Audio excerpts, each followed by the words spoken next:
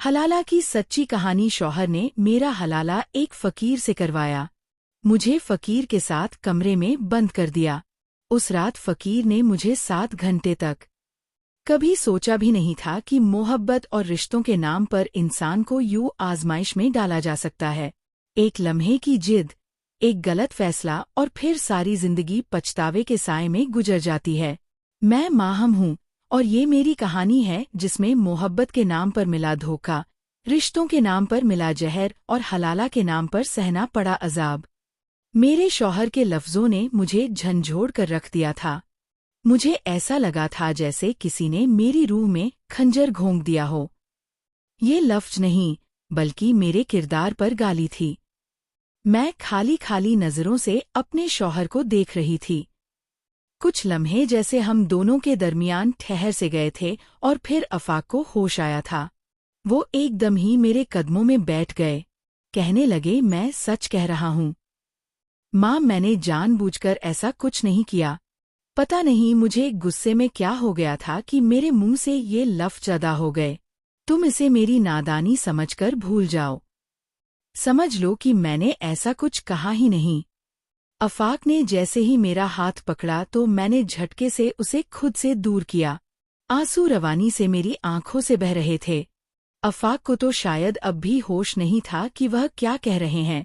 मेरे दामन पर तलाक का दाग लगाकर वह उसे अपनी नादानी कह रहे थे। मैं बिना सोचे समझे अपना सामान बांधने लगी। अफाक बेचैन होकर मेरे आगे पीछे फिरने लगे। मैं पिछले 1 साल से उनका ये पल भर में बदलता मिजाज इसी तरह दिन रात बर्दाश्त करती रही थी। लेकिन मिजाज बर्दाश्त करना और बात थी और तलाक का गम सहना एक अलग बात। मैंने आखिरी बार अफाक के हाथ जोर से झटके और अफाक को सख्ती से मना किया कि वो मुझे हाथ ना लगाएं, क्योंकि मैं उनके लिए नाहरम बन चुकी हूँ। अब मेरा उनसे कोई वास्ता नहीं। मेरी बात सुनकर अफाक परेशानी से कहने लगे, तुम कहाँ जाओगी माहम? अगर तुम वापस अपने घर गई तो बहुत कुछ बिगड़ जाएगा। मैंने तन्हाई में तुम्हें तलाक दी है। उसको इल्म हो गया कि हमारे दरमियान ऐसा भी कुछ हुआ है। तुम इसी तरह मेरे साथ जिंदगी गुजार सकती हो। जो कुछ हुआ है उसे बुरा ख्वाब समझकर भूल जाओ। मुझे अफाक की इस घटिया सोच पर नफरत हो रही थी। मैंने एक सन्नाटेदार थप्पड़ अफाक के चेहरे पर लगाया था। मुझे अपने आप पर भी बहुत अफसोस हुआ था कि मैंने अपने लिए अफाक जैसे शख्स का इंतखाब किया, जिसे खुदा का भी खौफ नहीं था।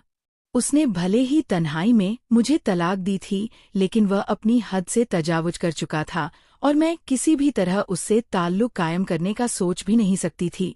लेकिन अफाक के लिए तो जैसे तलाक का लफ्ज खेल था। मैंने हकारत से अफाक की तरफ देखा, जो इस वक्त भी सिर्फ अपने ही बारे में सोच रहे थे। उन्हें ना ही मेरे जज्बात की परवाह थी और ना ही मेरी जिंदगी की बर्बादी की। वो जानते थे कि अगर मैं अपने घर चली गई और हमारी तलाक की खबर सुनाई तो क्या होगा, और इसी बात का उन्हें खौफ था। इससे पहले कि मैं कुछ और सोचती दरवाजे पर जोर जोर से दस्तक होने लगी। अफाक ने मेरा सामान मेरे हाथ से लेकर कमरे में रख दिया और खुद दरवाजे पर चले गए। दरवाजे पर एक जवान फकीर खड़ा था। अफाक को देखते ही उसने अपना कटोरा आगे कर दिया। कहने लगा कि मुझे बस कुछ खाने को दे दो, इसके सिवा और कुछ नहीं चाहिए। खुदा तुम्हारी सारी परेशानियां दूर करेगा। उस फकीर की बात सुनकर अफाक ने पलटकर एक नज़र मुझ पर डाली और फिर उस फकीर से कहने लगे कि मैं तुम्हें खाने को भी दूंगा और बहुत सारा पैसा भी। बदले में तुम्हें मेरी एक मदद करनी होगी। अफाक की बात सुनकर फकीर चौंक गया और साथ ही मैं भी हैरानी से उन्हें देखने लगी। एक फकीर से अफाक को क्या काम पड़ गया है, और वह भी इस नाजुक वक्त पर, जबकि हमारा रिश्ता दाव पर लगा हुआ था और सब कुछ बिखर गया था। फकीर कहने लगा, साहब जी, मैं तो काम करने को राजी हूँ, मगर कोई मुझे काम ही नहीं देता। आप ही बता दें कि क्या काम करना है, मैं खुशी खुशी करूँगा। अफाक ने आहिस्ता से फकीर के कान में कोई बात कही, जिसे सुनकर फकीर का चेहरा अजीब हो गया और वो कहने लगा कि साहब जी, क्या मुझसे मजाक कर रहे हैं? अफाक कहने लगा, मैं तुझसे मजाक क्यों करूँगा? मैं तुझे मुंह मांगी रकम दूंगा, बस तू मेरा यह काम कर दे। फकीर मुस्कुराया और कहने लगा, ये तो कोई मुश्किल काम ही नहीं है। वह यह काम करने को राजी है। मैं उन दोनों के दरमियान होने वाली बातचीत को हैरानी और परेशानी से सुन रही थी, क्योंकि बात अब तक मेरे पल्ले न पड़ी थी। जैसे ही उस फकीर ने हामी भरी, आफाक मेरी तरफ पलटे और कहने लगे, लो, मैंने तुम्हारी मुश्किल का हल निकाल दिया है। तुम्हें मुझसे अब रिश्ता रखना नाजायज लग रहा था, इसलिए मैंने एक जायज रिश्ता तलाश कर लिया है। मुझे अब भी समझ नहीं आई थी कि आफाक क्या कहना चाह रहे हैं। और फिर आफाक ने एक ऐसी बात कही जिसे सुनकर मेरे रोंगटे खड़े हो गए। मैंने फौरन नफी में सर हिलाया और साफ लफ्जों में कहा कि यह किसी तरह मुमकिन ही नहीं है। मैं यह सब नहीं कर सकती हूँ, और ना ही इस तरह यह जायज होगा। आफाक ने मेरा हाथ सख्ती से पकड़ लिया। कहने लगा कि अगर तुमने यह दहलीज पार की तो सब कुछ हमेशा के लिए बर्बाद होकर रह जाएगा। और यह बात तुम भी अच्छी तरह जानती हो कि सिर्फ हमारा ही घर नहीं, बल्कि और भी कई घर तबाह हो जाएंगे। आफाक जानता था कि ये एक ऐसी बात है जिस पर मैं हमेशा हार जाती हूँ, और इसी बात की वजह से तो मैं पिछले 2 साल से उन्हें बर्दाश्त कर रही हूँ। मैं आंसू बहाती आफाक का चेहरा देख रही थी। जिस तरह आफाक ने तलाक को खेल समझा था, उसी तरह उसने हलाला को भी खेल बना दिया था। आफाक चाहता था कि मैं उस फकीर से निकाह कर लूं, और फिर वह उस फकीर को बहुत सारे पैसे देकर मुझे उससे आज़ाद करवाकर दोबारा उससे शादी कर ले। मेरी नज़र में यह हलाला नहीं, बल्कि गुनाह था। लेकिन मैं आफाक की ब्लैकमेलिंग में आ गई थी। मैं खुद तो तबाह हो ही गई थी। अब यह नहीं चाहती थी कि मेरी वजह से दूसरी भी उजड़ जाए। यूं भी आफाक से शादी का फैसला सरासर मेरा अपना था, वरना मेरे घर वालों ने तो मुझे रोकने की बहुत कोशिश की थी। ना चाहते हुए भी मैंने हामी भर ली और आफाक से कहा कि पहले मैं इद्दत के दिन गुजारूंगी और फिर ही इस फकीर के साथ निकाह करूंगी। मुझे राजी होता देखकर आफाक खुश हो गए। उनके लिए तो यही बात गनीमत थी। हमारी तलाक की खबर इस 4 दीवारी में ही रहने वाली थी, और मैं उन्हें दोबारा तलाक के बाद वापस मिल जाती। उस फकीर के साथ सारी बातचीत करके आफाक ने उसे कुछ नोट पकड़ाए और ये कहकर भेज दिया कि जब मेरी इद्दत मुकम्मल हो जाएगी तो वह आकर मुझसे निकाह कर सकता है। फकीर वापस चला गया था और मैं वहीं सहन के बीचों बीच बैठ गई थी। मैंने जज्बात में आकर आफाक से शादी का जो फैसला लिया था, आज उस पर मुझे पूरी तरह पछतावा था। लेकिन मेरे पास अफसोस के अलावा और कोई रास्ता नहीं था कि मैं सारी जिंदगी आफाक जैसे इंसान को बर्दाश्त करूं। आफाक मेरे पास ही बैठ गया और कहने लगा, माँ, हम ज्यादा सोचने की जरूरत नहीं है। हम इंसान हैं, और हमसे खता हो जाती है तो इसका ये मतलब तो नहीं कि तुम मुझे इतनी बड़ी सजा दोगी कि हमेशा के लिए छोड़कर चली जाओ। आफाक जैसे जैसे अपने ख्यालात बयान कर रहा था, मुझे उससे घिन महसूस हो रही थी। मुझे पहली दफा यह एहसास हुआ कि मैंने वाकई एक बहुत गलत शख्स का इंतखाब किया है, जिसे ना ही रिश्तों की अहमियत का एहसास है और ना ही दीन की कोई समझ। आफाक की बात का जवाब दिए बगैर मैं अपने कमरे में चली आई थी और दरवाज़ा अंदर से बंद कर लिया था। मुझे लगा था कि मेरे लिए कयामत आ चुकी है, लेकिन मुझे ये मालूम नहीं था कि अब आने वाला हर रोज़ मेरे लिए कयामत बनने वाला था। अगली सुबह आफाक मामूल के मुताबिक अपने काम पर चला गया। मैं उसके जाने के बाद ही अपने कमरे से निकली थी और अब घर में अकेली थी। आंसू बहाती हुई घर के कामकाज निपटा रही थी कि जब भी दरवाज़ा जोर जोर से बजने लगा, और दरवाज़ा खोलते ही मेरी जान निकल गई, क्योंकि सामने वही जवान फकीर खड़ा मुस्कुरा रहा था। मैंने अपना चेहरा दुपट्टे से छुपाया हुआ था। वो फकीर मेरी तरफ कटोरा बढ़ाकर कहने लगा कि थोड़ा सा खाना तो दे दो। मुझे अच्छी तरह याद था कि कल ही आफाक ने कई 000 उसे पकड़ाए थे, तो फिर आज वह सुबह सुबह खाना मांगने क्यों आया था? मुझे यह बात समझ नहीं आई थी। घर में उस वक्त खाने के लिए भी कुछ नहीं था, क्योंकि मैं अपने कमरे से ही देर से निकली थी। इसलिए मैंने बिना कुछ कहे ही दरवाज़ा बंद कर दिया। वो फकीर बहुत ही अजीब इंसान था। वापस जाने की बजाय दरवाजे से लगकर ही बैठ गया, और हर थोड़ी देर बाद सदा लगाता कि भूखे को खाना तो खिला दो। मुझे उसके वजूद से खौफ आ रहा था। कहने को वह दरवाजे के बाहर था, लेकिन मैं घर में काम करते हुए भी डर रही थी। आफाक मेरे लिए क्या कम परेशानी का सबब था जो इस फकीर को भी मेरे सर पर मुसल्लत कर गया था। जैसा खाना तैयार हुआ मैंने सोचा कि थोड़ा बहुत उस फकीर को देकर उससे जान छुड़ा लेती हूँ। यही सोचकर मैंने उसे दरवाज़ा खोलकर थोड़ा सा खाना दे दिया। और वाकई ही उसके बाद फकीर ने ना कोई सदा लगाई थी ना ही वह मेरे दरवाजे के बाहर बैठा रहा था।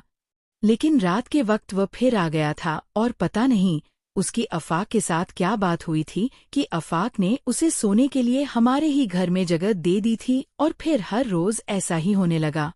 वह सुबह ही सुबह घर से निकल जाता, दोपहर के वक्त दरवाजे पर आता और जब तक खाने के लिए कुछ ना देती वो मुझे आवाजें लगाता रहता। मैं जल्दी जल्दी उसे खाना देकर फारग कर देती और फिर वह रात गए घर लौट कर आता और आफाक उसे सहन में ही सुला देता। मुझे समझ नहीं आ रही थी कि उस फकीर को अपने घर सुलाने की क्या जरूरत थी। लेकिन ना ही मैं आफाक से बात कर रही थी और ना ही मुझे उस फकीर से कोई लेना देना था। इसलिए जो कुछ मेरे इर्द गिर्द हो रहा था मैं उसे खामोशी से बर्दाश्त कर रही थी। मेरी इद्दत के चंद महीने बहुत तेजी से गुजर गए थे। ना ही मुझे मेरे मायके जाने दिया था और ना ही तलाक की खबर किसी को होने दी थी।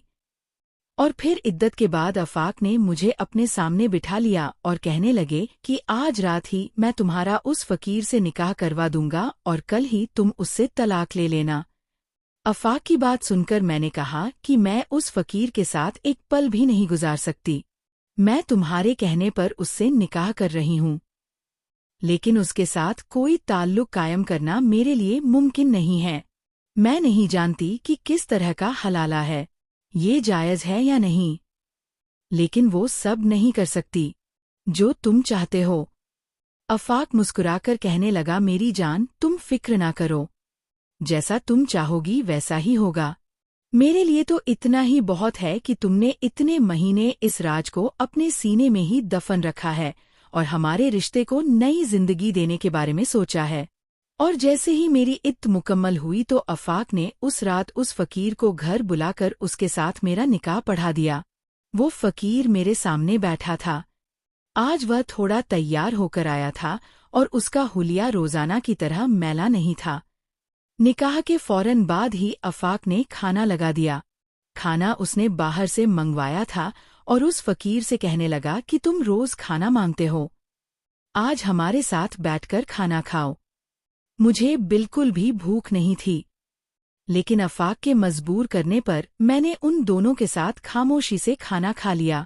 खाने के बाद आफाक ने खुद ही जल्दी जल्दी सारा दस्तरखान समेट दिया और इससे पहले कि हमारे दरमियान तलाक की कोई बात होती, आफाक का फोन बजने लगा और वह कमरे से निकल गया। लेकिन उस वक्त मुझ पर कयामत टूट पड़ी जब जाते जाते आफाक ने कमरे का दरवाज़ा बाहर से बंद कर दिया। मुझे समझ नहीं आया था कि आफाक ने ऐसा क्यों किया है। मैं एकदम परेशान हो गई थी। मैंने आफाक को आवाज़ लगाई तो बाहर मुकम्मल खामोशी थी। आफाक ने पलटकर कोई जवाब ना दिया था। ऐसा लग रहा था जैसे वह घर में मौजूद ही ना हो। आफाक की गैर मौजूदगी से मेरी जान निकल गई थी।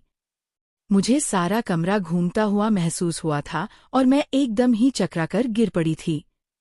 मुझे कुछ होश नहीं रहा था और जब मुझे होश आया तो मेरी दुनिया लुट चुकी थी, क्योंकि मेरे साथ बहुत बुरा धोखा हुआ था। मेरा नाम माहम है और मेरा एक बड़ा भाई है। मेरे बड़े भाई को अपनी ही क्लास फेलों से मोहब्बत हो गई। उस लड़की का नाम मरियम था और आसिफ भाई ने फैसला किया था कि वह उससे ही शादी करेंगे।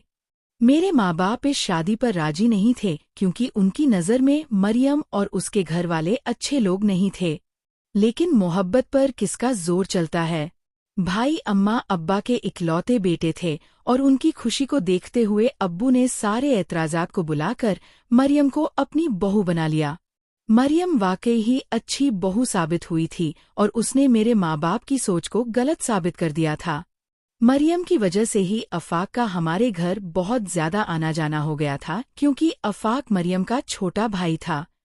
मेरे माँ बाप आफाक को आने से नहीं रोक सकते थे। लेकिन उन्होंने मुझ पर पाबंदी लगा दी थी कि मैं आफाक के सामने ना जाया करूं। मेरे माँ बाप को दिल से अब तक वो लोग पसंद नहीं थे। भाई की शादी को 4 महीने ही गुजरे थे कि भाभी उम्मीद से हो गई थी। उनकी तबीयत कुछ नासाज थी, इसलिए अम्मा उन्हें डॉक्टर के पास लेकर गई हुई थी और इत्तेफाकन उसी वक्त आफाक हमारे घर चला आया। मजबूरन मुझे दरवाज़ा खोलना पड़ा। मैं आफाक को किस तरह वापस जाने का कहती, वह भाभी का भाई था। यही सोचकर मैंने उसे ड्राइंग रूम में बिठा दिया कि कुछ ही देर में भाभी लौट आई। आफाक ने ड्राइंग रूम में बैठते ही मुझसे पानी तलब कर लिया और मैं पानी का गिलास लेकर आफाक के पास पहुंची तो वो खुद ही मुझसे बातें करने लगे। मेरी समझ नहीं आ रहा था कि मैं किस तरह उसे नज़रअंदाज करके ड्राइंग रूम से बाहर निकलूं, इसलिए मजबूरन उसके सामने बैठ गई। आफाक की बातें बहुत ही खूबसूरत थी। उसका हर अंदाज बहुत ही दिलकश था। मुझे पता ही नहीं चला कि कब मैं उसकी बातों के शहर में खो सी गई और यह बात मेरे ज़हन से ही निकल गई कि मेरी अब्बा को यह बात पसंद नहीं आएगी। अम्मा और भाभी जब लौट कर आई तो मुझे आफाक के साथ बैठा देखकर अम्मी के चेहरे का रंग बदल गया और अम्मा ने आफाक के जाने के बाद मुझे अपने कमरे में बुलाकर सख्ती से समझाया कि मैं आज के बाद आफाक के सामने ना जाऊं। और मुझे समझ नहीं आया था कि अम्मा और अब्बा को आखिर आफाक और भाभी से क्यों खुदा वास्ते का बैर हो गया था। गुजरे 4 महीनों में मैंने भाभी में कोई बुराई देखी नहीं थी और ना ही आफाक के अंदर कोई ऐसी बात थी जिससे मुझे वह बुरा महसूस होता। और फिर 2 दिन बाद ही भाभी ने मुझे आहिस्ता से बताया कि आफाक मुझसे शादी करना चाहता है। ये सुनकर मेरा चेहरा शर्म से लाल हो गया। आज तक मेरी जिंदगी में कोई लड़का नहीं आया था और आफाक ही वह पहला लड़का था जिसने न सिर्फ मुझे पसंद किया था बल्कि शादी की ख्वाहिश का इजहार भी किया था। मैंने भाभी से कहा कि अम्मा अब्बा कभी राजी नहीं होंगे। भाभी कहने लगी कि तुम मना कर तो देखो, मेरे भाई में कोई बुराई नहीं है, वो तुमसे मोहब्बत करता है और तुम्हें खुश रखेगा। भाभी की अम्मा बकायदा रिश्ता लेकर अगले ही दिन हमारे घर चली आई और अब्बा से पहले भाई ने साफ इनकार कर दिया कि वह मेरा और आफाक का रिश्ता हरगिज ही नहीं होने देंगे। भाई के इनकार ने मुझे गुस्सा दिला दिया। खुद वो मोहब्बत से मरियम को दुल्हन बना लाए थे, लेकिन मेरा रिश्ता आफाक से करते वक्त उन्हें उन लोगों में खामियां नजर आ रही थी। मुझे आफाक से बहुत ज्यादा मोहब्बत तो नहीं थी, लेकिन भाई की अंदाज ने मुझे गुस्सा दिलाया था और इसीलिए मैंने कह दिया कि अगर मैं शादी करूंगी तो आफाक से ही करूंगी। भाभी ने भी मेरी हिमायत की तो भाई ने उन पर भी गुस्सा किया, लेकिन मैं किसी सूरत अपनी बात से पीछे ना हटी। मेरी जिद को देखते हुए भाई ने भाभी से कहा कि ठीक है, मैं तुम्हारे भाई से अपनी बहन की शादी करवाने को तैयार हूँ, लेकिन अगर कभी तुम्हारे भाई ने उसे कोई दुख पहुंचाया तो सबसे पहले मैं तुम्हें इस घर से निकाल दूंगा। भाभी राजी हो गई और उन्होंने ही अम्मा अब्बा को भी इस रिश्ते के लिए राजी कर लिया और देखते ही देखते मैं आफाक की दुल्हन बन गई। लेकिन मेरे अब्बा और भाई ने मेरे हक में ठीक ही सोचा था। आफाक बिल्कुल ही मेरे काबिल नहीं था। कभी वह नौकरी पर जाता तो कभी नौकरी छोड़कर बैठ जाता। उसका मिजाज पल में तोला पल में माशा होता। कभी बेंतहा मोहब्बत से पेश आता, कभी इस कदर गुस्से में होता कि मुझ पर हाथ उठाता। मैं इस रिश्ते में बंध कर पूरी तरह फंस चुकी थी, लेकिन कभी मैंने पलटने के बारे में ना सोचा, क्योंकि मुझे डर था कि मेरी वजह से भाई और भाभी का घर भी खराब ना हो जाए। क्योंकि भाभी अब भाई के बच्चे की माँ भी थी और इसी ख्याल ने मुझे बांध रखा था। लेकिन सारे जुल्म और सख्ती एक तरफ और तलाक का दाग दूसरी तरफ था और इसीलिए आफाक के साथ रहना नामुमकिन हो गया। तो मैंने घर छोड़ने का फैसला कर ही लिया।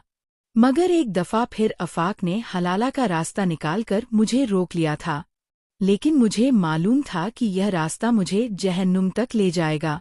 आफाक मुझे और उस फकीर को कमरे में छोड़कर खुद बाहर से दरवाज़ा लगाकर ना जाने कहाँ गया था और मैं चकरा कर बेहोश हो गई थी। और जब सुबह मुझे होश आया तो मेरी दुनिया लुट चुकी थी, क्योंकि उस फकीर के दोनों हाथ बंधे हुए थे और मेरा भाई आफाक के साथ मेरे सर पर खड़ा था। अफाक मेरे भाई के साथ मजलूमियत का नाटक करते हुए कह रहा था कि आपकी बहन का इस फकीर के साथ पहले ही दिन से चक्कर था। रोजाना यह फकीर हमारे दरवाजे पर चक्कर काटता और अक्सर तो आपकी बहन रात को इसे सोने के लिए भी घर में बुला लिया करती। मैंने कभी इस डर से यह बात आप लोगों को ना कही कि मेरी बहन मरियम का घर खराब ना हो जाए, लेकिन आपकी बहन अपनी हरकतों से बाज ना आई, और जब आपकी बहन का दिल चंद लम्हों की मुलाकातों से ना भरा तो कल रात आपकी बहन ने खुद से रात गुजारने के लिए बुला लिया। इससे पहले भी पता नहीं आपकी बहन कितनी दफा यह हरकत कर चुकी है, लेकिन वह हमेशा मुझे नींद की दवा मिलाकर खाना खिलाती थी, इसीलिए मुझे पता ना चल सका। कल रात मैंने खाना ना खाया और सोने का ड्रामा किया तो मुझ पर ये सच खुल गया कि आपकी बहन तो मेरी जगह इस फकीर के साथ रात गुजारने लगी है। अफाक की बातों पर भाई मुझे नफरत से घूर रहे थे और मैं हैरानी से अपने शौहर के इस बदले हुए अंदाज को देख रही थी। उसने बड़ी ही मक्कारी से मुझ पर इल्जाम तराशा था। उस फकीर के दोनों हाथ मेरे भाई ने बांधे थे। वो बेचारा तो खुद भी मेरे साथ साथ नींद की दवाई खाकर बेहोश हो गया था। अफाक ने उन दोनों को ही अपने जाल में फंसाया था।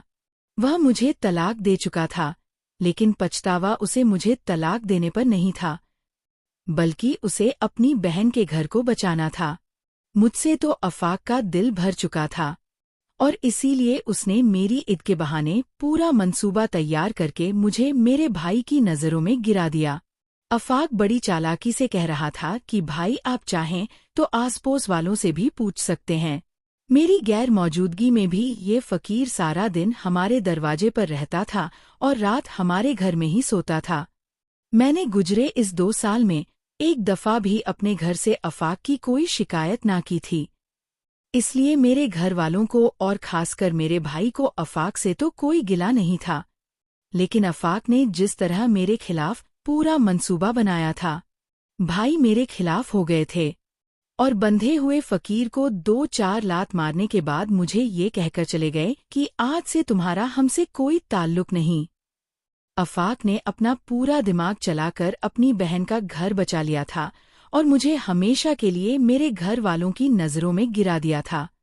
अफाक ने मुझे तलाक भी इसीलिए दी थी क्योंकि उसका किसी और के साथ चक्कर चल रहा था, और इसी बात को लेकर मेरी जब उनसे बहस हुई तो उन्होंने मुझे तलाक दे दी थी।